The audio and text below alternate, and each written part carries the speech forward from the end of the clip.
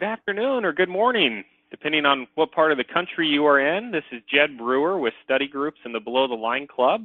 Really pleased to have you on the call today with two retail experts to talk about experiential retail, delivering a five-star customer experience. And I like the way this was teed up by Frank Beard, who's with Gas Buddy, but one of the things he shared with me is experiences matter in today's retail landscape. Consumers have many choices, and nobody has to settle for dirty, boring, or unexceptional.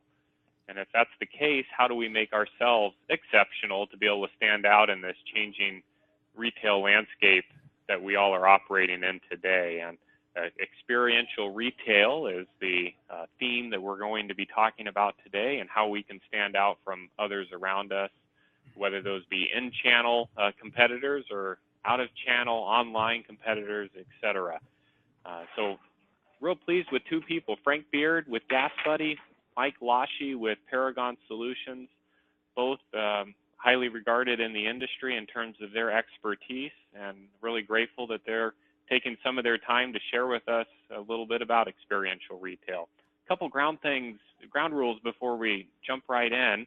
I have everybody muted on this call, but at the same time, we want to make sure your questions are answered. So even though you're on mute, in the GoToWebinar framework, there's a place that you can type in your question. Please do type in those questions. I can view those and read them, and I can pass them along to either Frank or Mike at the appropriate time so we can get those questions answered. We want this to be as interactive as possible in the context of a webinar setting, and I hope you find it to be very educational and good use of the next hour. So without further ado, Frank, let me turn it over to you and describe a little bit what you mean by experiential retail and how we can all improve. Sure. Well, thanks for that introduction. And for everyone who's on here, thanks for taking some time out of your Monday to hop on and sit through our webinar. I promise we will make this worth your time. We have a really good presentation put together. So just a couple, whoops, there we go. There we go. So just a couple things about myself so you know who I am and why I'm talking about this. I work with Gas Buddy. I'm our analyst and evangelist for convenience store trends. I also do a lot of speaking and writing within the industry. I'm also a columnist with NACS Daily. I write for NACS Magazine, and I've had analysis and coverage in publications like USA Today, NPR, Washington Post. This topic in particular today, experiential retail, is something I'm very passionate about, so I'm really excited to have the chance to talk about that. I will say, if you like anything that I'm talking about, you can always follow me on LinkedIn or Twitter. Pretty easy to find on there. I took all the accounts before the ZZ Top drummer did, so I'm very easy to find. But I want to start off and show this. Now, if we were in a room, I'd ask you to raise your hand if you saw this, but I'm assuming most people probably did because this was all over social media this summer. Toys R Us went out of business. Very iconic retailer. And a couple images circulated the internet, getting a lot of attention, in particular Jeffrey the Giraffe on the left with his bags packed in an empty liquidated store. And this image on the right, which someone very aptly described as RIP my childhood. Now this resonated with me because I'm 33 years old. Toys R Us was somewhere I went all the time as a kid. I literally remember the sound of the doors opening. It was so impactful for me. It was the coolest store out there. But it's not just Toys R Us that's gone out of business. It's, all of us in our communities have seen a lot of liquidations, a lot of store closings.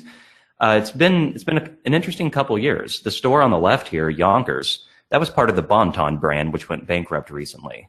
Now, I'm from Des Moines, Iowa, and Yonkers is a particular interesting one because it's an iconic brand that has a big history in our state. Back in, I believe it was 1933, they installed the first electric stairway, meaning an escalator, that people would drive from miles away just to ride up and down. And here it is being liquidated. It's gone. Four anchor stores at our malls are empty now.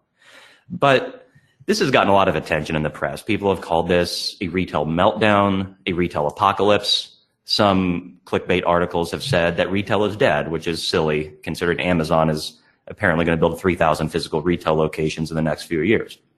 But What I wanted to point out about this is I think all of these articles miss something that is absolutely critical to what's going on, and it's this. I mean, what were these stores really like inside? Well, these are photos from the Toys R Us that closed down by my home. And I remember going in there, like I said, as a kid all the time. Those are the same countertops, I'm 99% sure, that I used to put Nintendo 64 games on back in 1996. They never changed. But the world around them did change, and they just didn't keep up. And I think this image on the right perfectly shows this. It says, "Come on in and snap a selfie with Jeffrey, #awesome moment." The irony is nobody wanted to take a picture of the store because it was essentially a big dirty box full of interchangeable products that you could get not only at Amazon, but down the street at Target and Walmart, both of which have much nicer stores. So I share this example to make a point, and I want this to frame the whole conversation today, which is this. Retail's not dead. That's far from the truth. But dirty, boring, and unexceptional retail is most certainly dead. Customers have a lot of choices today, and nobody's forced to visit those kinds of stores, and they don't. So our agenda today is I want to cover today's evolving retail environment and dig more into that point I just made. And then I want to explain why does this matter for fuel and convenience retailers? What does the data say? And I want to share a case study that we put together from Gas Buddy using our data to really hone in on this. And then finally, I'm going to turn it over to Mike, who is going to share more of a site-specific dive into design done right and showing 5 stores that he's worked on that have won awards recently, and really what you can do at the convenience store level to provide the right kind of experience. And then we're going to turn this over for a question and answer session, and would love to answer any of your questions. So, it's interesting when you look at the past 10 years in terms of store count. Convenience and fuels retailers are doing pretty well. They've been bested only by the dollar channel in terms of opening stores in the last 10 years. And I think this is due to the fact that convenience and fuel retailers operate a pretty secure position at the last mile of the customer journey. That's very hard to disrupt. 93% of Americans live within 10 minutes of a fuel or convenience retailer, according to NACS. That's an incredible level of convenience. Now, you could see some of the other retailers who, have been hit by e-commerce a little bit more, haven't done so well in terms of store openings. Consumer electronics, apparel, books, they're all doing pretty poorly. Now, you see kind of a similar story from some data that eMarketer shared recently. The way this would be read, I don't expect you to read all this, but you would read this as 85% of convenience store enterprises are opening stores in 2018, and only 3% are closing stores. That's fantastic. That's really high performance. But what I would caution everyone is not to get too comfortable with that, because what we see today is that there's a war for convenience. Tons of companies, not just within fuel and convenience retailing, but outside of it, are competing for customers and trying to really redefine that convenience value proposition. You've got QSRs doing delivery. You have companies like AutoX that are using testing right now, autonomous vehicles to do grocery deliveries, and the list goes on. What's interesting is that over the years, the competition has really changed. It used to be you might have a couple guys, nearby on a corner, one across the street, one diagonal, selling fuel and a couple convenience items. The competitors are pretty clear cut. Of course, some of the things are available at auto parts stores, motor oil, a couple snack bars maybe. But then we compete with drugstores now. Walgreens in many markets has fresh food. I've been into Walgreens that have a cold pressed juice bar, and anything you can think of really. But now convenience stores are also competing with big box stores and also grocers. They also have to contend with dollar stores, which have had an absolutely massive expansion in the past few years. And as convenience retailers are pushing into food service, now they compete with the quick service restaurants, the fast casuals, the coffee shops. Starbucks is essentially a convenience store. And the competition has further expanded as companies like GoPuff, Uber Eats, and Amazon Go are showing up in the marketplace. The result is convenience retailers really have to zoom out and take more of a holistic approach to understanding their competition. And a lot of these competitors understand the value of high quality customer experiences, and they're using them to draw customers into their store. But it's also important that fuel and convenience retailers never lose sight of that value proposition of convenience. And I think this really shows clearly through some data that CSP and Technomic put out at Outlook Leadership this year. So they did a survey, and one of the questions they asked is, which of the following factors is important in creating an overall convenient experience at retail stores? Now, none of this is particularly surprising, but I'll show something here in a second. 73% said in and out fast, 70% said well organized, 66% fast checkout, and then so on and so forth. What's interesting is they asked a similar question about convenience stores. How important or unimportant are the following to you for convenience stores you visit? Now, 85% said in and out fast is extremely or somewhat important. And you see the same thing for the others where, I'll flip back and forth here, essentially there's more burden on convenience stores to be convenient than retail in general. And you see, for example, in and out fast went from 73% to 85%. Fast checkout went from 66 to 83%. Short wait to pay went from 64 to 83. So there's a lot of pressure on this industry to be the fastest, the most convenient, and that's concerning because other companies are trying to do the same thing. Delivery is a great example, and the same study surveyed customers and asked them this question. It said, I'm visiting convenience stores less often now because I'm using delivery services like Instacart or Uber Eats more often. 25% of those surveyed said that's true. When you break it down into generations, you see that Gen Z was slightly higher at 29%. Millennials were considerably higher at 43%, which may be due in part to the fact that they're older, they have more financial resources at the moment. Gen Z is most likely going to grow as well in terms of the percentage who answer this. So this is concerning because, delivery is incredibly convenient. I used it last night. My girlfriend and I didn't feel like driving to get food, so I had a local grocery store bring it to me, and it took about 30 minutes. It was great. And this is concerning because, today's marketplace has really changed in that it's really easy for a new a new company to enter the market and acquire users rapidly. And, you can take a look here and see it took radio 38 years to reach 50 million users. It only took television 13. It took the internet 4 years. Facebook was relatively close at 3.5. Twitter beat them considerably at 9 months. Instagram 6 months. And I'm sure some of us might have this on our phone still. It took Angry Birds 35 days to reach 50 million users. The reason I bring this up is it took 30 years to disrupt Kodak. None of us probably have anything that says Kodak on it anymore unless it's a collector's item, but we're in a time where incumbent businesses can be displaced in a few years or a few months. Change happens rapidly, and if you don't pay attention to it, it can sneak up and catch you off guard. So I want to take a look at a few of the potentially disrupted services that are fairly concerning because they're doing a great job. Cargo here is a good example of step back. One about automated and mobile stores. Cargo is an example of a mobile store. I don't know if any of you have tried to visit a convenience store when you're in an Uber or a Lyft, but it's very hard to do. I come out to Boston fairly often, and I've asked my Uber drivers to stop at a 7-Eleven or a similar convenience store, and it's kind of awkward. There's nowhere to park. The traffic might be busy. I'd pretty much have to leave my luggage in the car and hope the person doesn't drive off. It's just all these things that you have to think about. It's hard to visit a convenience store in a rideshare. Very hard. Well, Cargo showed up with a way to solve that. They transformed rideshares into mobile convenience stores, and they promised drivers an extra $100 to $300 a month. And again, the drivers, they're part of the gig economy. They might not be making as much as they'd like. That's a great value proposition for drivers. If I drove an Uber, I'd have a Cargo in my car without hesitation. In fact, Uber signed a partnership with them, so this is now pretty official. Now, Stockwell has a little bit of a different model. Their idea is just to bring the convenience store to you in your offices, your gyms, your apartment complexes. Think of it as a vending machine crossed with Amazon Go. You walk up, you scan a QR code on your phone, the door pops open, it records whatever you take, and you're charged automatically. If they have the right snack bar, if they have the aspirin you need throughout the day, whatever it is you need, you might just skip the convenience store and wait until you get to work.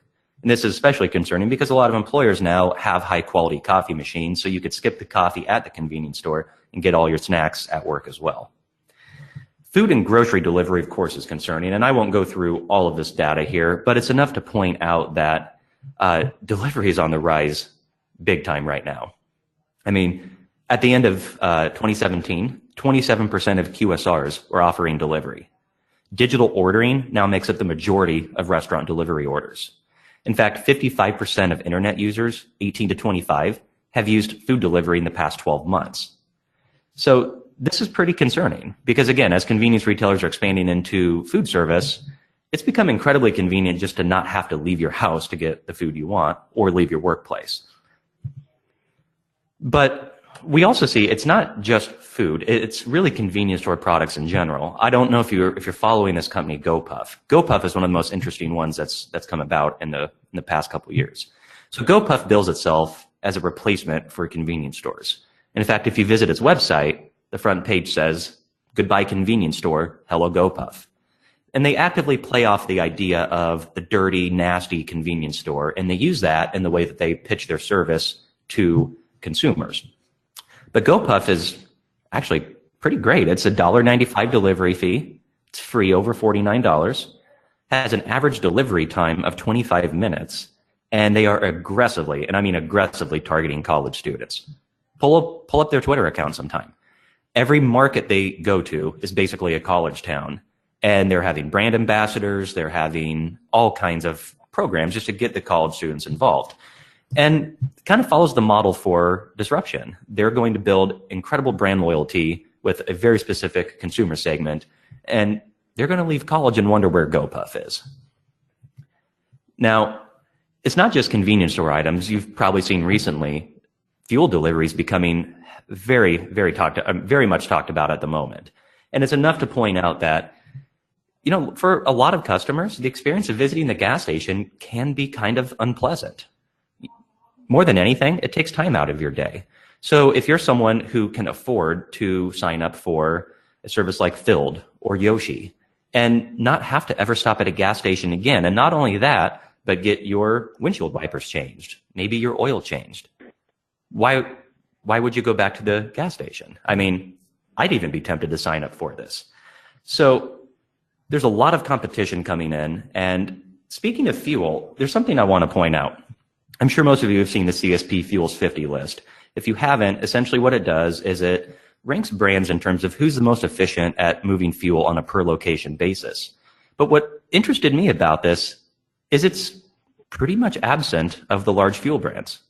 It's just convenience retailers. And what's interesting is when you look at one of the other things they track, which is market share, well, you see that is dominated by the fuel companies. But what's interesting is, and I circled this down here, you can see that Quick Trip showed up on the list. Quick Trip with a Q. Now they had 756 stations at the time that this was put together. But it's interesting that their market share is almost the same as Valero, despite the fact that Valero has 6.73 times the amount of locations. And I think this really gets to what I'm talking about. A lot of people would say, well, that's because they operate the convenience stores. They have a expanded in-store offer. They put a lot of focus into that. And that's not necessarily wrong, but it misses something very important, which is this. The major convenience retailers have invested a lot of money into the forecourt experience. They've made it clean. They've made it well lit. They've made it inviting. The picture down on the left is one of the come and goes by my home. It's a beautiful store. There's nobody who would look at that and call that a dirty gas station. They just wouldn't. It's a lovely store, Quick Trip as well. So what does this mean for retailers? Well, what it means is this. It means we can't do this anymore. These pictures here can't be part of the experience. And if they are, customers are going to go somewhere else. And these are photos that I took. That is actually a banana peel on the top of that fuel pump. I don't know how long that's been sitting there, but I know it takes a long time for a banana to look like that. Or on the right, this was another station I visited. I felt like I was going to get my car dirty by stepping back inside after being in this forecourt. It was covered in oil and grime, and people don't want that, and they don't have to visit that anymore. Now, if you were at Outlook Leadership, you might have seen this, but if not, I wanted to share this quote from Daniel Schulman, PayPal CEO, because I thought it was really relevant to what we're talking about here today. And I'm just going to read this off. He said, "Many companies do not anticipate or react to the trends around them. Instead, they steer by the wake of the boat, sort of looking behind and continuing what they've been doing ever more efficiently. But instead of imagining what could be, they extrapolate what was. And his presentation was really focused on the fact that a lot of companies, really just companies in general, have a very poor record of staying around. Companies don't tend to last very long. And so that made me think, well, what's yesterday's playbook for this industry? I think in many cases, it's price plus location, having the right fuel price and having the right location. But I think the playbook is a little different today. Price and location still matter, and they matter a lot, but experience matters as well. Because again, customers have choices and they don't have to choose those that provide poor experiences.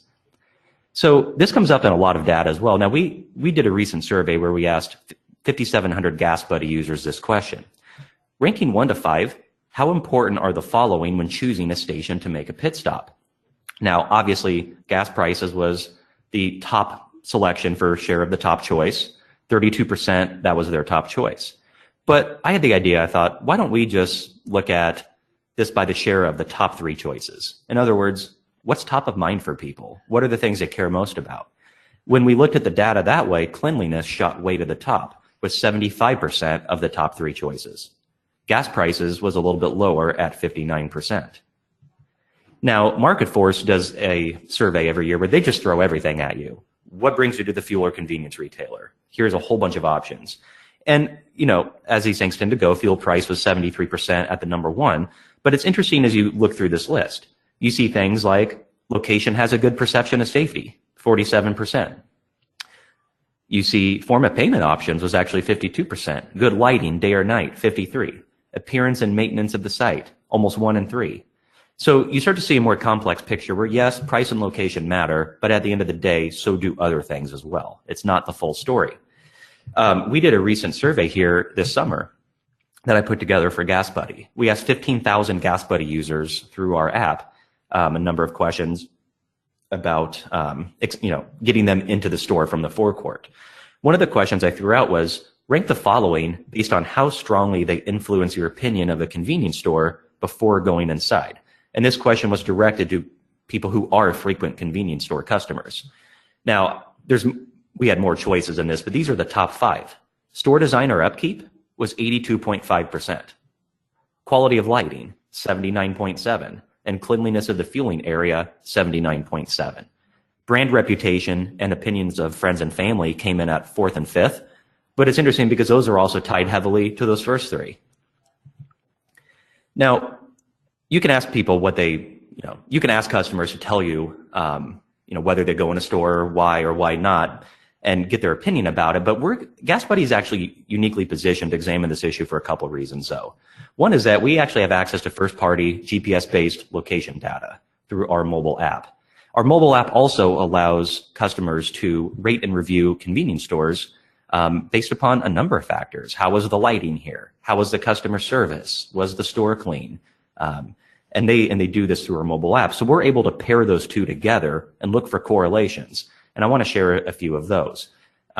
We found, for example, in 2017, stations with above average outdoor lighting ratings on Gas Buddy saw a 50% increase in foot traffic from 9 p.m. to 5 a.m. over those with below average ratings.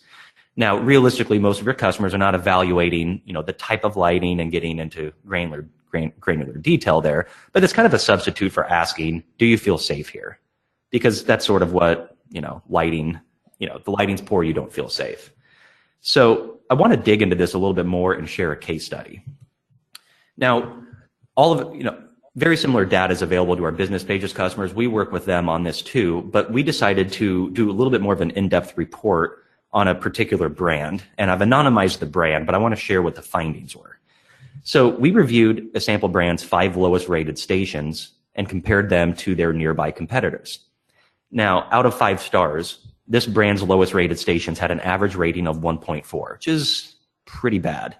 Their nearby competitors had a rating of 3.7 on average, which is actually pretty close to the industry average. So that's pretty standard.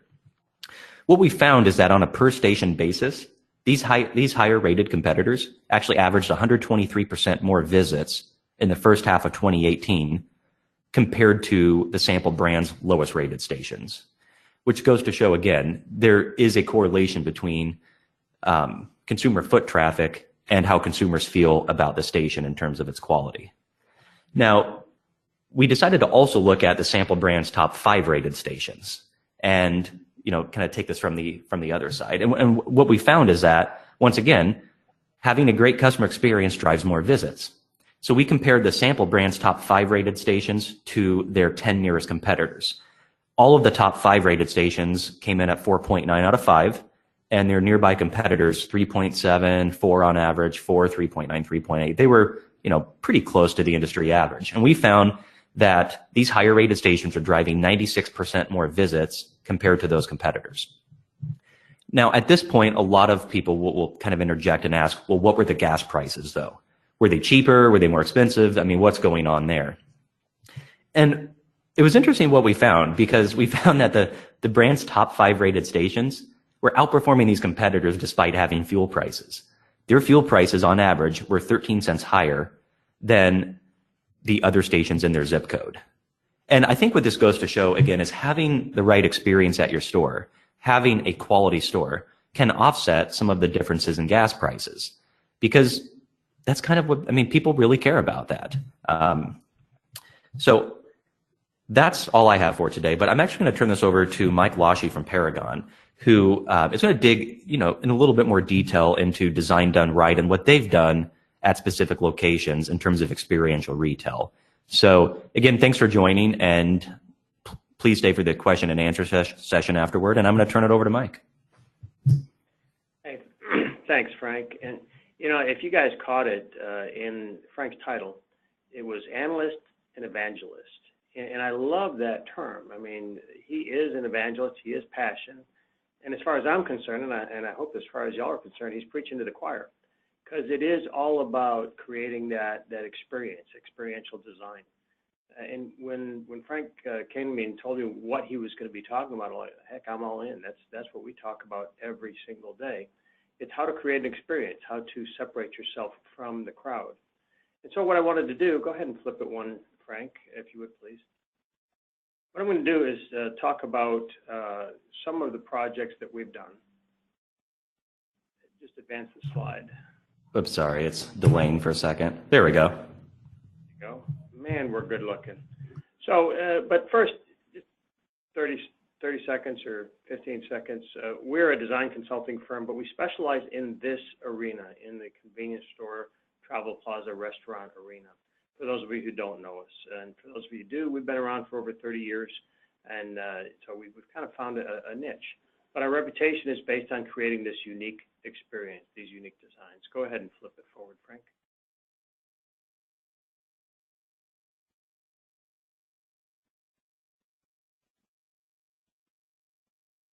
It looks like there's a short delay there, Mike, as we move through these. Not a problem. So the question is, how can you stand out? And I think Frank picked up in a lot of key topics, but I love what he talked about the chairman of Twitter, who we got to see at one of the last conventions. Are you looking forward or are you looking back? Are you standing out from the crowd?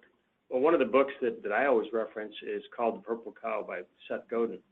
And it's all about how to stand out in the crowd. If you're one of the black and white cows out there, ho-hum, me too, you're just another guy.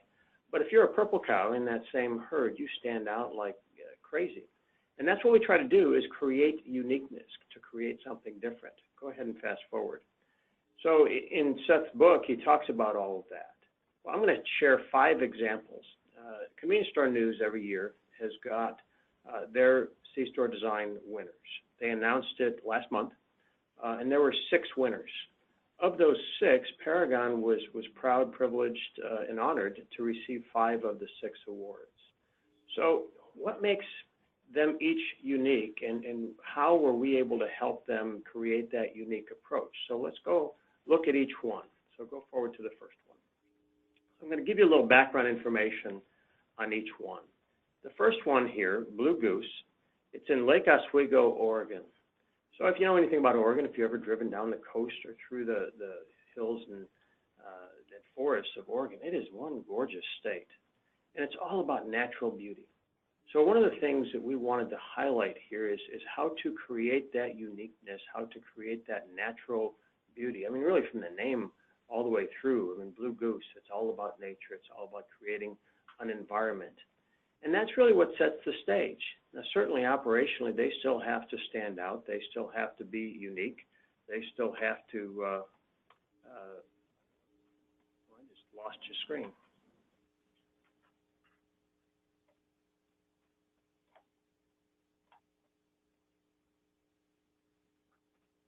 They still have to be, well, I'm blank, but.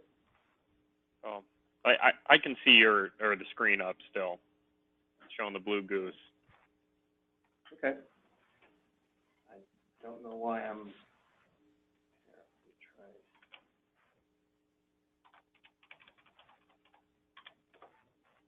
There we go. Okay, sorry about that. It says we're experiencing technical difficulties.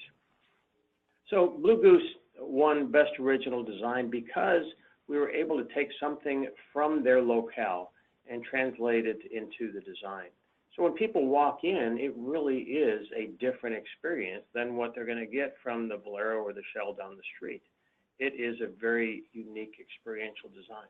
And I think that's what's the key. And each one of these that I'm going to show you is they're not looking at what was done last year. They're not imitating someone else. They're looking forward and saying, what can we gather that's going to give us a unique presentation to those customers? What we try to do is always pull things that are local, number one. We try to pull things that are unique to that customer. What's the hero that helps you to stand out in the crowd? What makes you the purple cow? And once we understand what some of those things are, we design towards that, and we try to bring in all the senses to communicate that. So in Frank's analytics, talking about how these companies separate, that can be a visual way to separate, and it should communicate all of those same cues. So Blue Goose is a great example. So flip to the next one, if you would, please. So the next project that we did was a store in Chicago, and you know, urban markets are challenging sometimes.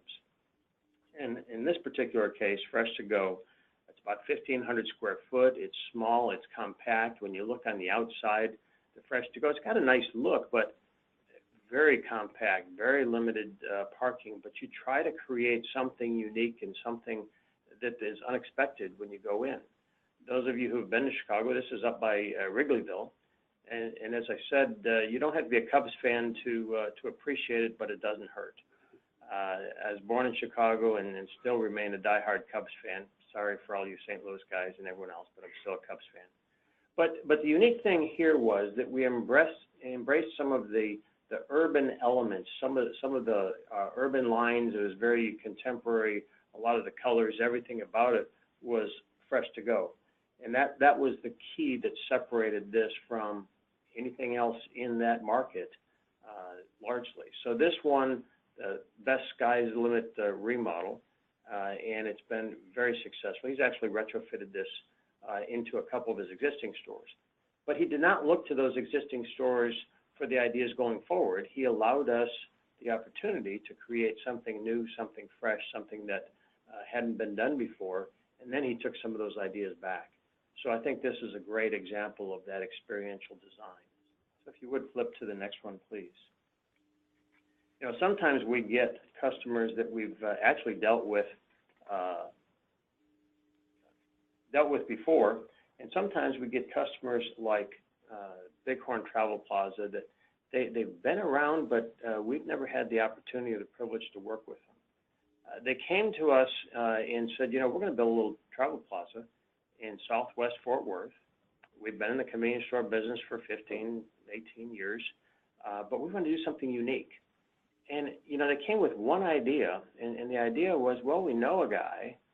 I love when someone comes to you and they say, hey, I know a guy. Well, this particular guy did all the taxidermy in Cabela's. I said, well, we could work with that. That's pretty awesome. So Fort Worth is known for where the West begins, but it's a very rustic, very rural. Once you go west of Fort Worth, it's open spaces. I mean, it's wide open spaces. So we embraced all that entails. So you see a lot of the the woods, you see the antler chandelier, which is incredibly impressive, hanging down over the checkout. And people walk in all the time, and it's like, oh my God, look at that. What's not in here is they've got a full-size grizzly bear stuffed in one corner. And it's the selfie capital of Fort Worth. I swear people will go in, and I have brought my grandkids in there as well, to get their picture taken with the grizzly. Now, I'll tell you in the essence of time, I wanted to keep these pictures simple, but we're going to actually be sending a lot more pictures of each one of these programs out to you for you to look at. I know these pictures are a little bit small, but I wanted to get the essence. So like when you look at the picture in the middle, you see how simple we got the big horns right there, and it's very distinctive. It's very Southwest look with the metal roof and the parapet walls. And they embrace the Shell brand as their fuel brand, but very rustic, very rural. And when you look up on the right and you see that cat hanging off that log, it is one impressive piece of taxidermy. So everything about this was embracing Fort Worth. But they also embraced, they've got a Taco Bueno. It was the first Taco Bueno in a convenience market. They've got Dunkin' Donuts in there, and they've got their own grill. So they didn't rest on their laurels and do what everyone else has done. They wanted to take it to new heights. In addition to all that, we've got a drive-through where they're providing, well, all of those products through the drive-through. So Bighorn Travel won the best travel center in the United States in 2018, and we were proud to be a part of it. So we took this group from where they were, which is a fairly traditional convenience market, and took them into the travel center business in a big way. And it's been a resounding success. So if you would, flip to the next one.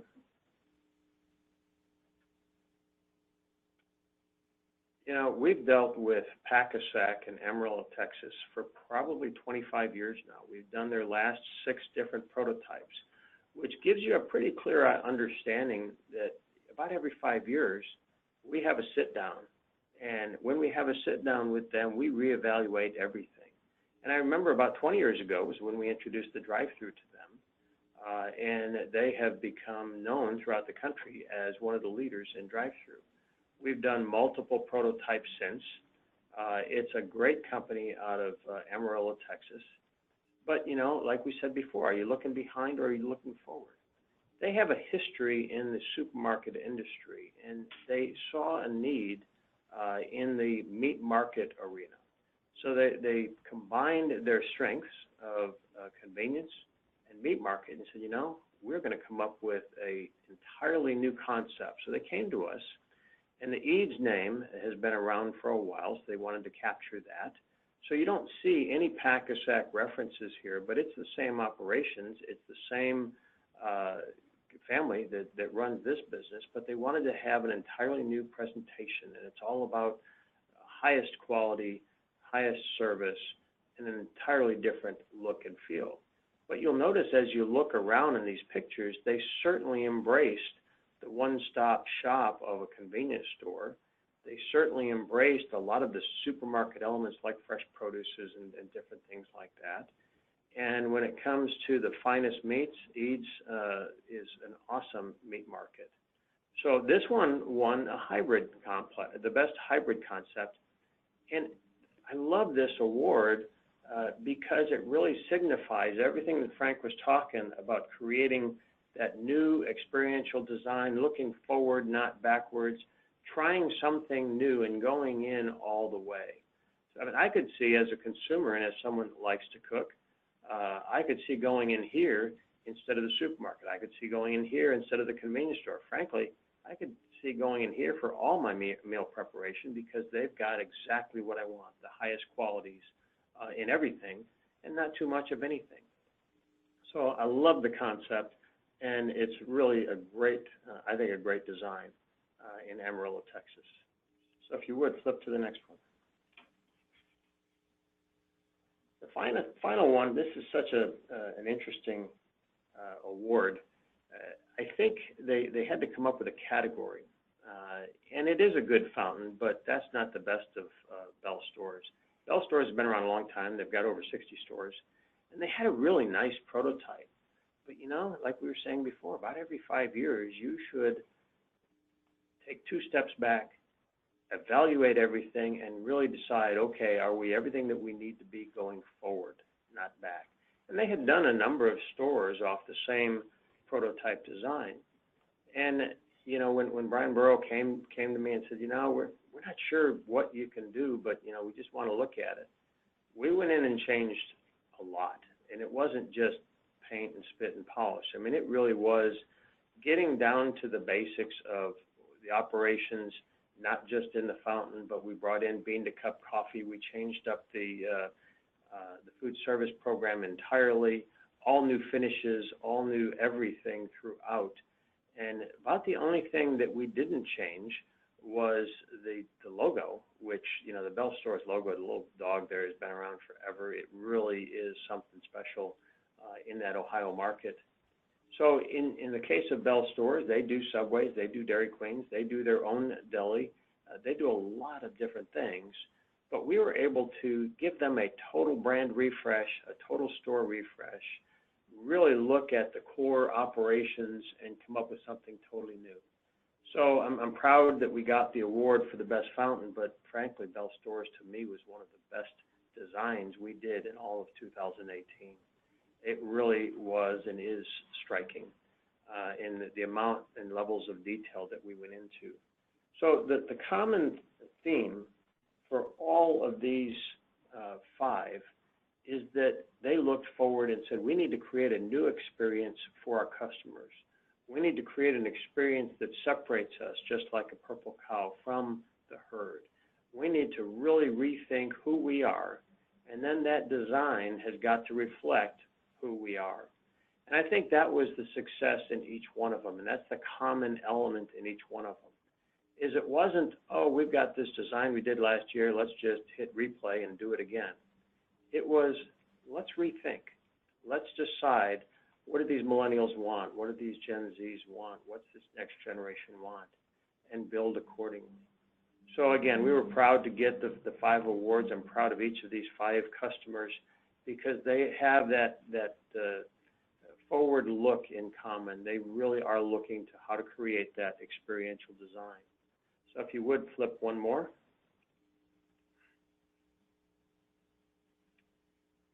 I'm going to finish with a final question. What experience are you giving your customers today? What experience do you want to give your customers tomorrow? You know, everything Frank said and everything I've said so far, it's about not resting on your laurels, not doing what you did yesterday, but really looking at what are those trends, understanding those trends, looking forward, not back. And that's in everything that Frank was talking about and certainly in your design.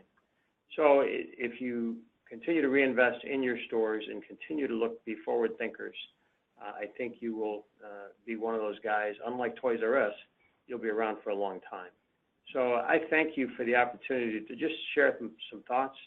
Again, I'm going to be sending much more pictures to Jed that he will circulate to each one of you who have been on this call that I think will give you maybe more questions than what those little pictures did. But in the issue of time, I did not want to bore you with 20 pictures from each one of those great stores. But we will send them to you, and please reach out if you have any questions, or you can ask them right now. So with that, Jed. Well, thank you. Yeah, thank you, Mike and Frank. And we do encourage you in the audience to type in any questions you do have. Well, one question I have for you guys, both Frank and Mike, we were asking, what do top performers do that differentiates themselves as being experiential or creating that experience in the marketplace? We touched on lighting, we touched on cleanliness, safety, architecture, design. What about employees? What role do employees have in creating the experience, and what are top performing firms training their employees to do? Yeah, I have a couple things I can share on that. So I'd done a road trip recently where I drove 2,500 miles across 6 states over to the NAC show, and just ate at convenience stores every day. So we got to see a lot of employees. I think the thing that the best performers do, and I would include brands like Buc-ee's, Quick Trip with a Q, Quick Trip with a K, is they fundamentally understand what their brand personality is.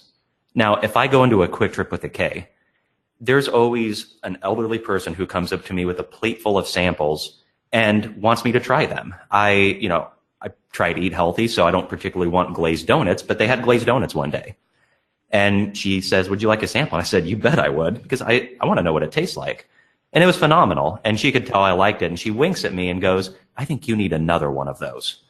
But that fits their personality. It feels like the small town store, the community center, just the kind of community hub. And that's what they do really well. Quick Trip with a Q, very professional, very organized, quick, fast. It's a different environment, but their employees fit it, they fit that environment, and that's what they do. Buc-ee's, they welcome you when you come in the door. Now, they're not going to harass you. Do you need help finding anything? Today's customers don't need help finding anything. And if they do, they're going to find you and ask you. They welcome you. They step back. They let you do your thing. And they're always there to help. But I think, and this is a question I've had myself that I've really tried to figure out, but I think it just comes down to you have to empower your employees to interact authentically with the customers. Obviously, that's going to require training. It's going to require a number of things. But at the end of the day, if they feel empowered to deliver customer service in the way that makes sense for your brand, then they might do it. Yeah, I totally agree with everything you just said. I'm going to quote someone who once said, "You can't teach attitude," and that was Herb Kelleher with Southwest Airlines. And I think sometimes we have to look outside of our industry. When you go and you have an experience on Southwest Airlines versus American Airlines. No offense, American Airlines. Well, maybe offense intended there, but it's a total different experience because you come in with that fun attitude. Southwest is fun. You go into an Apple store and what do? You get these wonderful nerds that really know what they're talking about, and they're very helpful and they want to share. And you can't teach that. You can put a brand new uniform on an employee, but if they're surly and not a great personality, they're still going to be surly and not have a great personality. So it's very hard. But when you start with good people and empower them, as Frank said, I think you get the best results. So we can put them in a new uniform, but I'll say one final thing. A lot of times when you create an environment that people want to be a part of, and I think QT is an example, where they want to work there, you're gonna attract better people. If it's a dirty, unclean store and it's known for being surly, you're gonna attract that same kind of person. So you will attract who you are. Thank you. Frank, you talked about disruptors, and a couple points here. One, you showed that convenience store counts are continuing to increase on net when you see other things like electronic stores, for instance, decreasing in net. But you talked about disruptors, Cargo, GoPuff, both the mobile store disruptors and then also delivery as being a disruptor, trying to take traffic out of the store and move it to other avenues. Where do you anticipate that trend going? Do you expect ultimately a decline in the number of convenience store counts, or illuminate on that a little bit?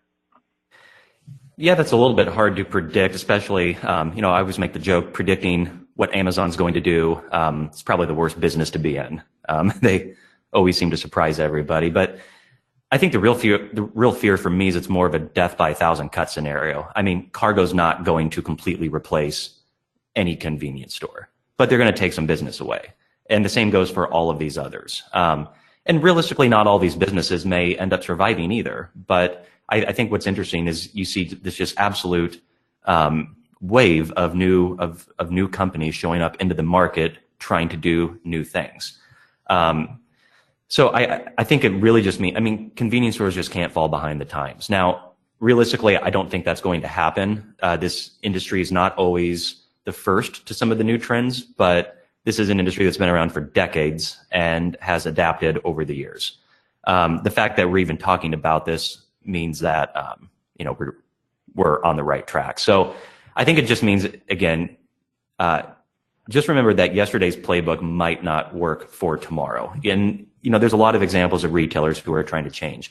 I have a friend that owns a single store up in Wisconsin. His store does delivery. I think a lot of it, he said, was to nursing homes and senior centers. He found kind of a niche there. They really like that. If anyone's familiar with Swiss Farms out in, I think they're by Philadelphia, but Swiss Farms, I think they just opened their 14th store. I mean, essentially, it's a fancy drive-through that runs on both sides of the store. They're experimenting with delivery as well. And I like what their CEO had said when I talked to him. His response was, we'll try this at one store, we'll see how it goes, and we're going to let our customers dictate the demand. Just respond if they respond. But I think stores have to be willing to experiment, have to try new things, think outside of the box, and just resting your laurels on being located at the right corner with the right gas price, that might not be enough for tomorrow. Thank you. I loved your comment there, Frank, about 1,000 cuts, death by 1,000 cuts. And what I've seen historically is those 1,000 cuts are largely self-inflicted because people, in the advent of additional competition and additional things happening, start cutting back instead of moving forward. And that's when you just kind of hunker down until, the competition finally eats it away. So those 1,000 cuts, it's a very true acronym in my opinion. But all of these guys have in common, the ones that you mentioned, the ones we talked about earlier, is they're not looking back, they're looking forward. How can we continue to separate ourselves from the herd? Mike, a question for you. As we were talking about some of the design winners, one person noticed that all the design winners seem to have a quote-unquote warehouse-style ceiling and industrial-style lighting. Are there specific reasons for that? Yeah, it's interesting. This year, that was the big trend. But it just kind of reflected in each one of those. When you look at the locations that we talked about, Fort Worth, Oregon, they were very rustic areas, and so we embraced what was. The only exception to that really was the one in Chicago. So it was an urban market, but it still had that open ceiling. There's no absolute answer. It's not everything should be open or everything should be industrial. I think it was coincidence to a degree, because we still do plenty of finished ceilings that are excellent designs, and I think last year we had a couple of them that were winners that had that type of design, because it was reflective of the individual companies. And the worst thing I think people do is when they look at a picture of a store from a different area and say, well, I want to be like that. The question I always ask them is why? Why do you want to be like them? Why don't you be like yourself? Let's figure out who you are and then reflect that. So the actual answer is, if you dig deep into who you are, then you should try to reflect that from a design perspective. Thank you. Yeah. And then, Frank, a question for you. You shared several interesting pieces of data from Gas Buddy, just showing trends and how experience matters in the world that we're in. How is that data generated? Where does it come from? Sure. So one of the things that we're unique in what we're able to do is through our mobile app, we have access to first-party GPS-based data. We put a geofence around fuel and convenience retailers so we know if there's a visit, which I know this is always a tricky topic to discuss because there's been some companies out there who have not been good with people's data. Perhaps I'm a little biased, but I would like to think we're on the better side of the spectrum. We work with a data provider called Cubic, who has been recognized for data security. It's something we take incredibly seriously because if you don't, it really hurt. I mean, it can destroy your brand. But because of that data, we're able to dig into a little bit more what's going on with experiential retail. Because if you have the Gas Buddy app open and you're at a store and you decide that you want to pull up the station profile maybe to report a gas price, well, you can also rate or review it. You can say how the lighting, how was the lighting? How was the customer service? Was the store clean? How were the restrooms? How was the coffee, for example? And then at the same time, you can leave a written review. So we have access to different types of data, and we've just been able to really dig into that a bit and put some interesting correlations together and see if we can figure out what's going on. Makes sense. Yeah, thank you for sharing that. Well, guys, we just have a few minutes left here. just ask you for any closing thoughts, maybe something that you wish you'd communicated but hadn't before we wrap up the call here. And Mike, I'll go ahead and start with you. You know, I guess it's my challenge back to everyone who's listening. It's very difficult sometimes to be introspective and to really look at yourself, your stores, with a totally dispassionate view, because frankly, you know, that's your baby. That you birthed that baby, and you know, it's like in the old Seinfeld. You know, when someone comes in and says your baby's ugly, it's uncomfortable.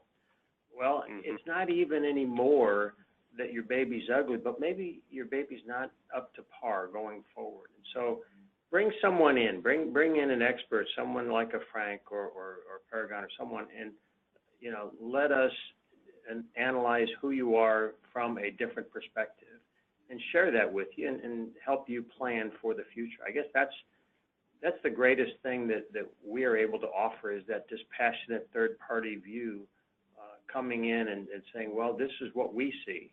And oftentimes it's things that you're not even aware of. So try to be instead of outside eyes.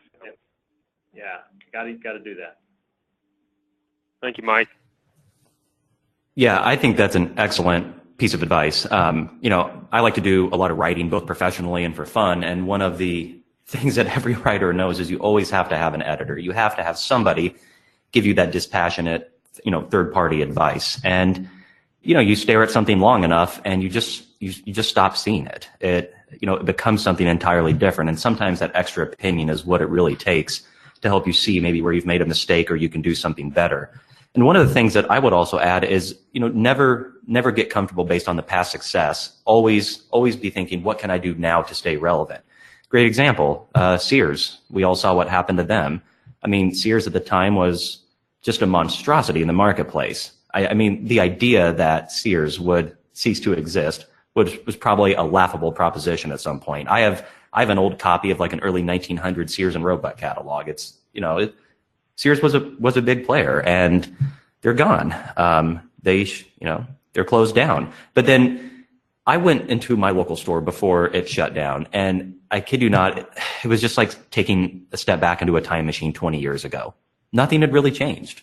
Nothing. And everything just didn't really seem to feel relevant anymore. But then you go visit a Walmart or a Target, and you have two big box stores here who have been incredibly aggressive at trying to reinvent themselves, stay relevant, do new things. Walmart, of course, is always experimenting with what they can do, to maybe kind of bridge the gap between e-commerce and physical retail. Target has been great about thinking, how can we build, private label brands that you can't find anywhere else? And stuff that you have to come to Target to get this. The point is they're always trying something new. They're always experimenting. They don't look like they did 20 years ago, but the people who did, those brands, they're not doing so well anymore, and some of them have just ceased to exist. So always have an eye on the future and be thinking, what do people want today, and how can I stay relevant?